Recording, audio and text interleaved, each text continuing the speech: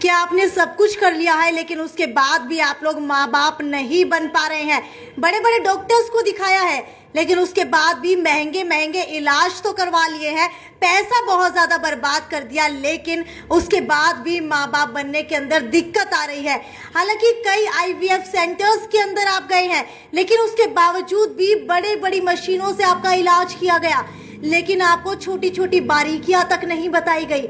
आज हम इसी के ऊपर आपके लिए वीडियो लेकर के आए हैं। आखिरकार क्या कारण हो सकते हैं जिसकी वजह से आप लोग माँ बाप नहीं बन पा रहे हैं। इसके अलावा कुछ और अन्य मुद्दों के ऊपर भी बात करेंगे डॉक्टर से, क्योंकि हर हफ्ते मैं आपके लिए कुछ ऐसी वीडियोस लेकर के आती हूँ जो रोजमर्रा की आपकी जिंदगी से जुड़े हुए आपके सभी जो भी आपके डाउट्स है उनको क्लियर करती है। आज हमारे साथ मदर हॉस्पिटल के डॉक्टर सोनू फोगाट मौजूद है। डॉक्टर फोगाट, मुझे ये बताइए सबसे पहले कि आखिरकार ये बांझपन होता क्या है, और अगर फैमिली प्लानिंग किसी को करनी हो तो उसके अंदर फैमिली प्लानिंग के अंदर जो जो दिक्कतें आ रही हैं उसको कैसे सुलझाया जा सकता है? अगर हम बांझपन के बारे में बात करें तो जितने भी फीमेल्स हैं उनके अंदर ऐसे बहुत से ऐसे छोटे छोटे कारण हैं जिसकी वजह से एग प्रोडक्शन ना हो पाना, फ्लोपियन ट्यूब होती है वो ब्लॉकेज हो जाना। इसके अलावा जो एग है वो मेल के स्पर्म को एक्सेप्ट ना कर पाना, या वहाँ का जो इन्वायरमेंट होता है वो ज़्यादा एसिडिक इन्वायरमेंट की वजह से ब्लॉकेज हो जाना, या बार बार उसके अंदर गांठ बनना, रिसोली की समस्या आना, फाइब्रोइड्स की समस्या आना, या फिर काफ़ी ऐसी महिलाएं हैं जिन्होंने काफ़ी लॉन्ग टाइम तक कॉन्ट्रासेप्टिव पिल्स ले रखी हैं, या फिर बार बार अबॉर्शन हो चुका है। उन महिलाओं के अंदर भी जो यूट्रस होता है वो कमज़ोर हो जाता है, वो बच्चे को अच्छे से अडॉप्ट नहीं कर पाता। इसकी वजह से जो 2 to 3 मंथ के अंदर काफ़ी महिलाओं के अंदर बार बार अबॉर्शन की समस्या भी देखने को मिलती है।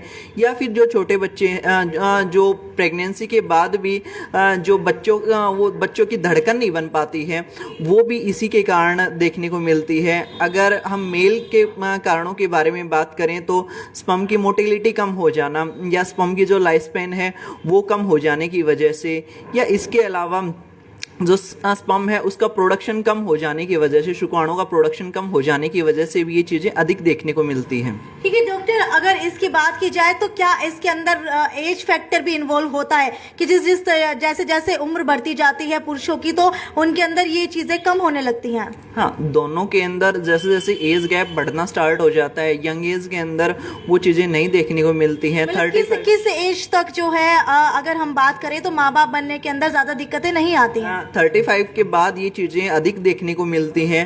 35 से पहले दोनों ही कपल्स के अंदर ये चीज़ें कम देखने को मिलती हैं।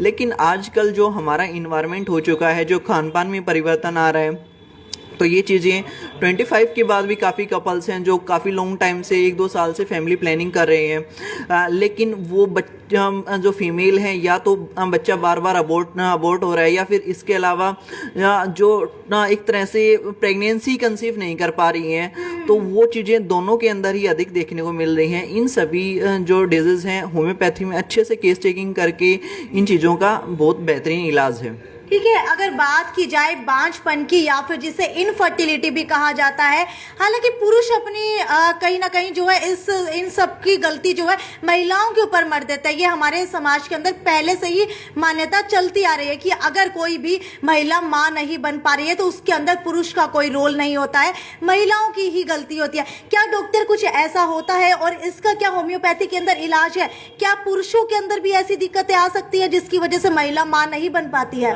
हाँ बिल्कुल, पुरुषों के अंदर भी ये चीज़ें अधिक देखने को मिली। पहले ये चीज़ें फीमेल के अंदर अधिक थी, लेकिन आजकल ये चीज़ें पुरुषों के अंदर महिलाओं के कंपैरिजन में अधिक देखने को मिलती हैं। इसका मेन कारण रहता है कि जो स्पर्म है उसकी मोटिलिटी कम होती जा रही है, उसका शेप साइज भी चेंजेस होते जा रहे हैं। इसके साथ साथ जो स्पर्म काउंट है वो भी कम होता जा रहा है। ये भी कारण अधिक देखने को मिल रहे हैं। या फिर एज गैप के जो हस्बैंड है उनका क्या एज गैप है दोनों के बीच में क्या कोऑर्डिनेशन है, वो चीज़ें भी मैटर करती हैं फैमिली प्लानिंग के लिए।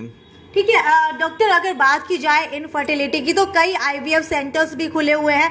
क्या आईवीएफ सेंटर्स में होम्योपैथी जैसा ही इलाज किया जाता है या फिर आईवीएफ सेंटर्स में जाने के नुकसान भी कई होते हैं? अगर आईवीएफ सेंटर के बारे में बात करें तो आईवीएफ सेंटर में क्या किया जाता है, जो मेल है उसका स्पर्म लेके और उसको ट्यूब, जैसे टेस्ट ट्यूब बेबी बोलते हैं हम, टेस्ट ट्यूब के अंदर वो चीज़ों का फ्रेगमेंटेशन करवाया जाता है। देन उसके बाद उसको वहाँ से मतलब रिप्लेस करके फीमेल के यूट्रस में रखा जाता है। ये प्रोसेस रहता है आईवीएफ सेंटर के अंदर। लेकिन होम्योपैथी के अंदर इस टाइप से कुछ नहीं होता। दोनों कपल्स की काउंसलिंग की जाती है, उसके हिसाब से उनकी दोनों की केस टेकिंग की जाती है, उनके डिफरेंट टेस्ट करवाए जाते हैं।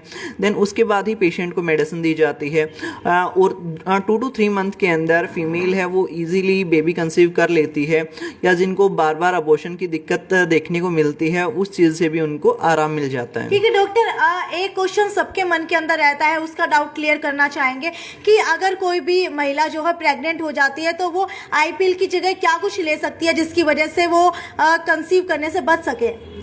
इसके अलावा मार्केट में होम्योपैथी के अंदर भी काफ़ी ऐसे मेडिसिन हैं जो कॉन्ट्रासेप्टिव के तौर पे भी ले सकते हैं। सीपिया भी है, सबाइना भी है, और इसके अलावा और भी बहुत से ऐसे छोटे छोटे मेडिसिन हैं जो फीमेल के लिए जो बॉडी के ऊपर साइड इफेक्ट भी नहीं डालने वाली है। इसके साथ साथ अगर इस टाइप की समस्या रहती है तो उन चीज़ों से भी उनको निजात मिल जाती है। बिल्कुल, ये तो बात हो गई इनफर्टिलिटी यानी कि बांझपन की, लेकिन और भी कई मुद्दे हमारे पास है। जैसे कि अगर आजकल की बात की जाए, जैसे जैसे AQI लेवल बढ़ता जा रहा है, और अगर बात की जाए घुटनों की तो घुटनों के अंदर दर्द बढ़ता जा रहा है, क्योंकि जैसे जैसे सर्दियां पास आती जा रही हैं और सर्दियों के पास आने की वजह से पैरों के अंदर, घुटनों के अंदर जो है जकड़न महसूस होने लगी है। तो हमारे साथ इसी के ऊपर बात करने के लिए डॉक्टर गरिमा मौजूद है। डॉक्टर गरिमा, मुझे ये बताइए, जैसे जैसे सर्दी बढ़ रही है तो किन कारणों की वजह से घुटनों के अंदर आजकल दर्द बढ़ने लगा है? आजकल बात की जाए तो 40 से 50 साल की उम्र के बाद लोगों के घुटनों में दर्द की समस्या आती ही जा रही है। लोग आगे यही कहते हैं कि हमारे घुटनों में गैप आ गया है या फिर और भी दिक्कतों के कारण उनको घुटनों में दर्द रहता है, लेकिन वो शुरू में ये सोचते हैं कि घुटनों का दर्द सिर्फ अर्थराइटिस के कारण है। ऑस्टियोआर्थराइटिस ही सिर्फ एक कारण नहीं हो सकता घुटनों के दर्द का, और भी कारणों से घुटनों के दर्द हो सकते हैं। जैसे हम बात करें घुटनों के दर्द का मेन कारणों की, जैसे एक फैट पैड इरिटेशन। हमारे जो घुटने में चारों तरफ फैट पैड होता है, अगर उसमें जरा सी भी इरिटेशन हो जाए या इन्फ्लामेशन हो जाए तो उसके कारण भी हमारे पैर में या घुटने में दर्द होता है। और भी कारणों के कारण, जैसे मसल इम्बैलेंस हो गई, मांसपेशियों में जो इम्बैलेंस आ जाता है, हमारी जो घुटने के ऊपर जो थाई की मसल होती है, जो जिसको हम क्वाड्रिसेप्स मसल बोलते हैं, अगर उसमें भी जो उसकी भी 4 मसल हैं, जैसे वास्टस मीडियलिस के अंदर अगर वीक हो जाती है, वो किसी भी कारण से उसमें कमजोरी आ जाती है तो हमारा घुटना बाहर की तरफ मुड़ जाता है। तो वो बाहर की तरफ मुड़ने के कारण भी दर्द शुरू हो जाता है, जिसके कारण से भी उनको लोगों को और दिक्कतों का सामना करना पड़ता है। ठीक है डॉक्टर गरिमा, अगर बात की जाए घुटनों के दर्द की तो घुटनों के दर्द का इलाज क्या है? घुटनों के दर्द का इलाज डिपेंड करता है कि उनको किन कारणों से हुआ है।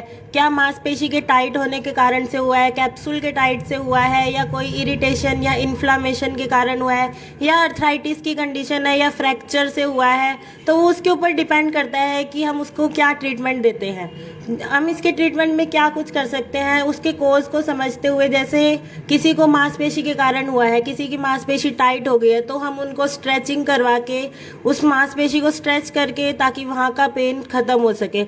और भी चीज़ें हो सकती है, लाइक पोजीशनिंग हो गई, हम स्ट्रेंथनिंग एक्सरसाइज करवा सकते हैं हॉट पैक के थ्रू, और वेरियस जो मोडालिटीज़ हैं और एक्सरसाइज के थ्रू हम पेशेंट को ट्रीट कर सकते हैं। बिल्कुल, वही बता देते आपको कि ठंड बढ़ने लगी, और ठंड बढ़ने के साथ ही अगर सीनियर सिटीजन्स की बात की जाए या फिर यंगस्टर्स की भी बात की जाए तो कहीं ना कहीं घुटनों का दर्द जो है आम समस्या बनता जा रहा है। तो अगर आप सभी इस समस्या से निजात पाना चाहते हैं तो एक बार विजिट जरूर कीजिए मदर हॉस्पिटल में, क्योंकि भाई मदर हॉस्पिटल में विजिट करने के कोई पैसे नहीं लगते हैं, लेकिन आपका घुटना जो है सुरक्षित हो सकता है।